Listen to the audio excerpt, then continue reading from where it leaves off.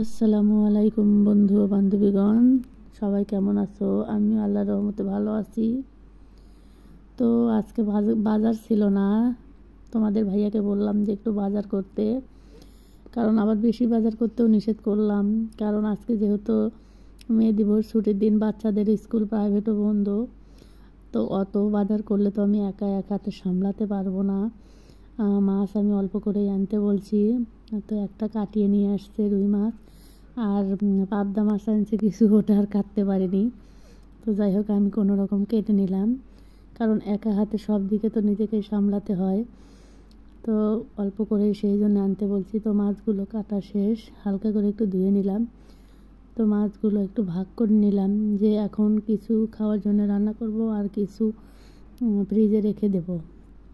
আর এই পাবদা মাছগুলো একদম পিচ্ছিল হয়ে আছে, তো ভালো করে ধুয়ে নিলাম, ওগুলো দিয়ে একটা চটচটি করব।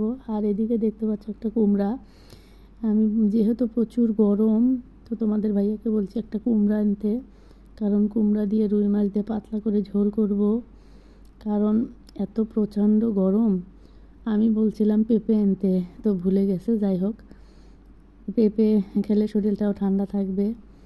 তো এই কুমড়া প্রথমে আগে কেটে নেব, কেটে নিয়ে হালকা করে একটু ভাপ দিয়ে নিব, কারণ তাছাড়া একটু গন্ধ লাগে আর কি। তো এই কুমড়ো দিয়েই হলো তোমার রুই মাছ। আর এদিকে দেখতে পাচ্ছ পুঁই শাক, এই পুঁই শাকের কচি কয়েকটা পাতা দিয়ে, আর পাবদা মাছগুলোতে প্রচুর ডিম পাওয়া গেছে, তো এই পাবদা মাছের ডিম সহ এই পুঁই শাক দিয়ে আর কয়েকটা আলু দিয়ে সুন্দর করে চটচটি করব। তো পেটে ভাত যাওয়া তো আর অত সস্তা সহজ জিনিস না রে ভাই, অনেক কষ্ট করেই পেটে ভাত দিতে হয়। কারণ একদিন যদি রান্না না করি, দেখা যায় যে না খেয়ে থাকতে হয়। কারণ কে রান্না করে দিবে? আমি সংসারে একাই মেয়ে মানুষ, আর সবাই ছেলে, ওরা তো রান্না করতে পারে না। তো কাজেই যতই অসুস্থ হই, রান্নার কাজটা আমার নিজেরই করতে হয়। সেরকম কেউ নাই, যদিও ছেলেরা শুধু ডিম পোস্টটাই করতে পারে, আর বাইরে বেশি কিছু পারে না। তো সেই জন্যেই নিজেরই সব করা লাগে। তো এখন কি করার, একা মানুষ, করতেই তো হবে। তো ভাত খেতে হলেও তো কষ্ট করেই, কাজ করেই খেতে হয়। তো আমি এই যে ভাপে দিয়ে দিলাম, এদিকে আলুটাও ধুয়ে নিলাম, এখন চুলায় উঠে দিব। তো এখন এই যে চটচটির জন্য শাকটা ধুয়ে নিলাম, ধুয়ে নেওয়া শেষ হয়ে গেছে। এখন এর সাথে মশলা দিব, হলুদ মরিচের গুঁড়া দিব, যা যা লাগে আর কি সবই উপকরণ এখানে কাটাই আছে। কাজের মেয়েটা এসে সব কেটে দিয়ে গেছে, তবুও তো পারি না, একজনকে দিয়ে তো অত কাজ করানো সম্ভবও হয় না। কতই আর বলবো যে এটা করে দাও, ওটা করে দাও। কারণ সংসারে তো কাজের কোনো শেষ নেই।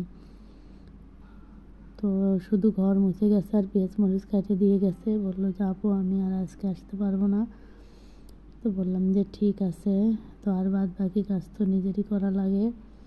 তো এই যে শেষ, আমি মেখে দিলাম। এখন এটা চুলার উপর উঠে দিয়ে ওদিকে ঝোলটা রান্না করব, এদিকে আবার আজান দিয়ে দিবে।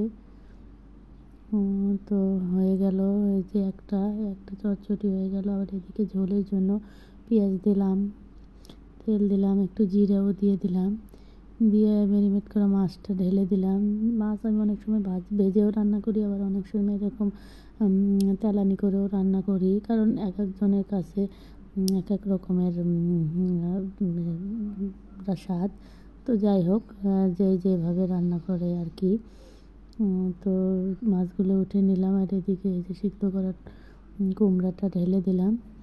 তো প্রায় হয়ে আসছে, তো বলক তুলে নিলাম, মাছগুলো ঢেলে দিলাম, প্রায় শেষের দিকে রান্না হয়ে গেল। ওদিকে ভাত তুলে উঠে দিব, দিয়ে গোসলে যাব।